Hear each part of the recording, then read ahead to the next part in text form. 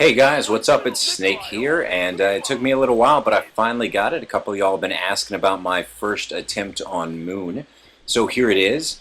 Okay, so technically this is my first solo attempt on Moon. I played about 10 minutes before this with Silver Bullet, so I already understood the deal with Area 51, what was going on down there. And as you can see, I already got Juggernog.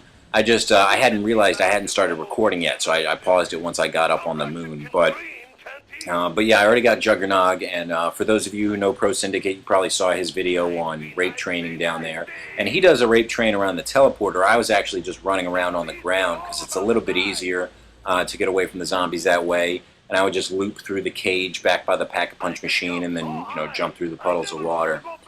And they don't bunch up quite as much as they do when you got the rape train going up on top of the teleporter area. So I ran out of ammo pretty quickly, and I actually had to run around for like 5 minutes to try and get my last 500 points by running and then stopping and knifing a dog, running a little bit more, stopping, knifing him again, and I just kept doing that over and over again until I was able to get Juggernog. But yeah, I don't know, man. This map is crazy. There's all sorts of amazing things on it. Just the way it looks, the zombies, how they interact with you, how they float through the air. And of course, we got the Phantom now. The Phantoms are here. This Phantom, I don't know. I don't know how I feel about the Phantoms just yet. I think it's kind of neat how they use your friends' gamer tags above their head, and I like the fact that they walk really slowly, so you could just leave. You can just escape them. But when they get a hold of you, they headbutt you, and at the beginning, it's not that big of a problem. But once you start opening up doors, they'll teleport you like halfway across the map, and take away your last perk, which really sucks. Especially if you only have one perk. If you have Juggernog, which of course is down on Area 51, and that guy grabs you, then that's it. You're screwed. Well, not screwed, but you have to somehow figure out a way to get back down to Area 51 again. And I don't know. I mean, like, they're a cool idea, and obviously you're not supposed to like the zombies. They're supposed to be jerks. So I guess he's doing his job. But let's see what else. Oh, the wave gun I have not gotten yet, so I can't really say how I feel about it. But I did get the quantum entanglement device, not on this playthrough, but on another one. That sucks, I went down. But yeah, the quantum entanglement device is kind of neat. You throw it, and then it'll randomly, like, it'll either blow up or it'll give you a drop, some sort of, like a bomb or a 2 times. Or it can even give you pack-a-punched weapons. So I picked up a pack-a-punched python, but it can drop all sorts of things, a spaz, a ballistic knife, pretty much anything.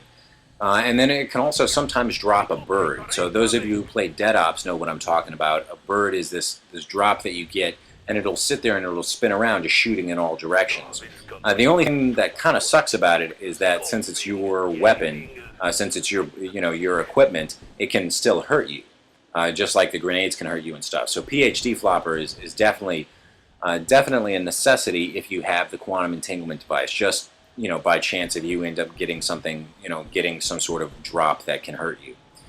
Now we're over here on the M14 side, and there's 2 ways to go once you leave the spawn. You can either go the M14 way or the Olympia way, and I prefer the M14 way for a few different reasons. It's the tunnels and stuff going through when you go through the Olympia way is a little bit complicated as far as trying to guard yourself when you're playing on solo.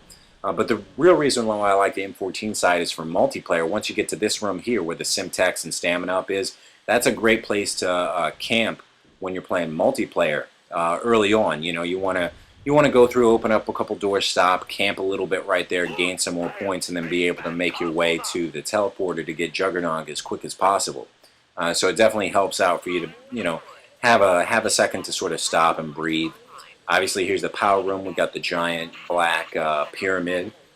And I'm not really going to talk at all about the Easter egg or anything like that. I plan on trying to make an Easter egg video and maybe like a music video, the secret music or something like that before I leave on vacation. But if y'all recall from one of my earlier videos, I'm actually going camping next week on Monday.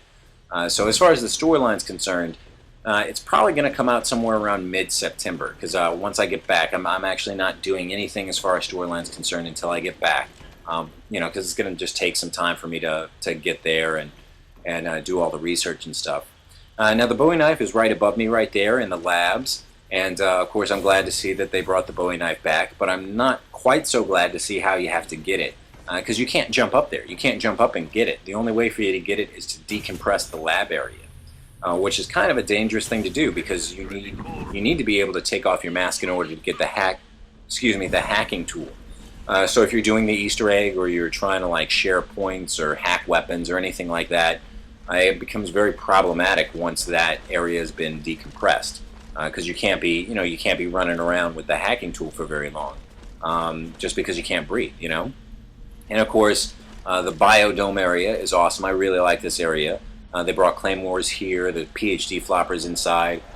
Too bad there's no weapon in here. Obviously the box is here sometimes, but there's no like weapon for you to just buy off the wall, which makes staying outside a lot of, a little bit of a better choice.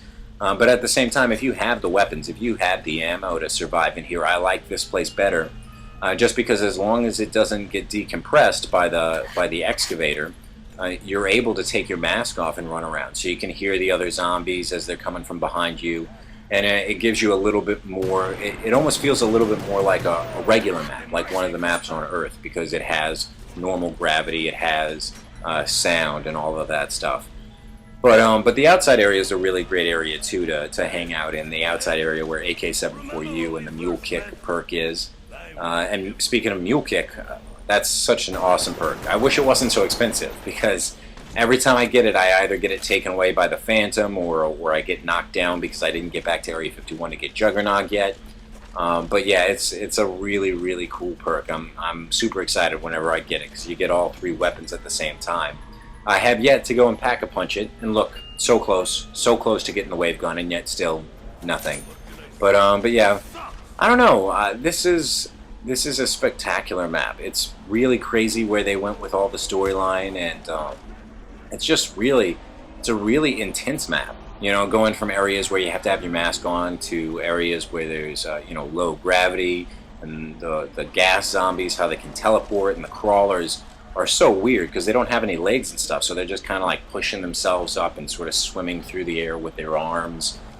And I don't know. It's a really, really crazy. And the whole Area 51 thing, in one of my older videos, I was saying how I really hope you're going to be able to go and hang out in Area 51.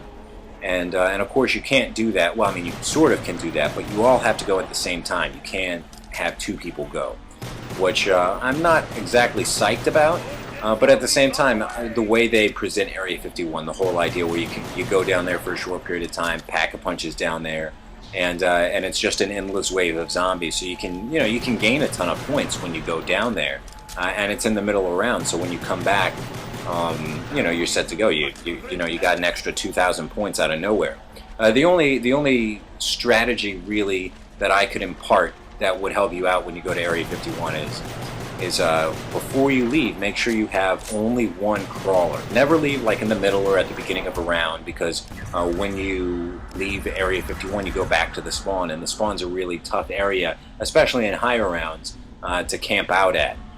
But when you come back, whatever zombies you left, whether the crawler's not, will just respawn when you get here. So that's why it's always good too. And here, this is where I die.